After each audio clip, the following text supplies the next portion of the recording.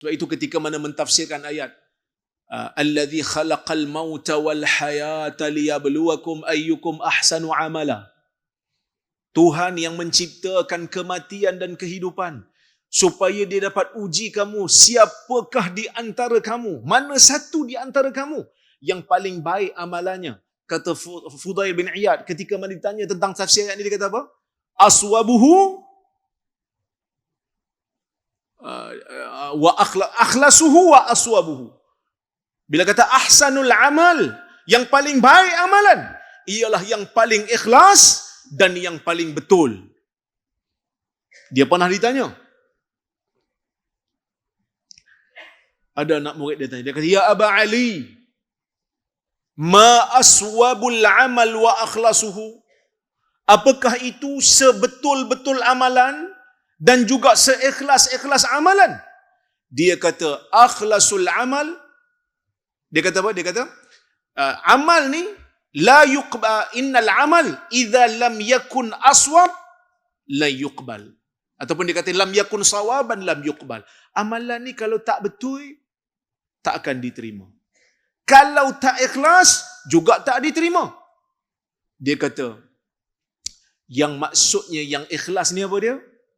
La yakunul amal khalisan illa lillah. Amalan tidak menjadi ikhlas melainkan kerana Allah. Walam yakun sawaban illa ayyakuna ala sunnati Rasulillah. Dan dia tidak akan menjadi betul kalau tidak berada di atas sunnah Rasulullah sallallahu alaihi wasallam. Jadi nak menjadikan amalan kita diterima, berpahala di sisi Allah Azza wa Jalla, kena jadikan amalan kita betul dan amalan kita ikhlas. Bentuk perbuatan sama, tuan-tuan. Bentuk perbuatan sama. Tetapi kena jadikan ia ikhlas kerana Allah. Kalau nak kira solat, orang munafik solat belakang Nabi SAW. Orang munafik solat belakang Nabi. Imam dia Nabi. Tapi kita percaya, solat kita dengan solat orang munafik, solat kita insya-Allah lebih baik daripada dia. Sebab dia munafik.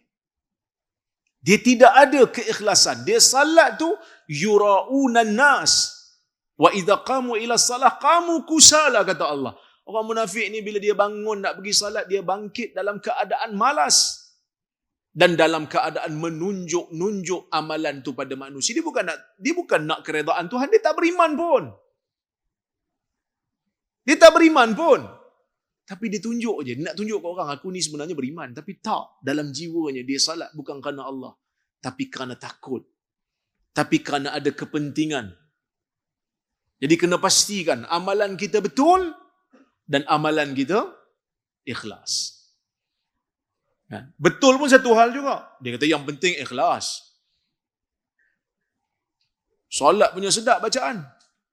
Bagi salam je orang tu. Masya Allah Pak Imam, sedap bacaan Pak Imam ni. Dia kata Alhamdulillah lah.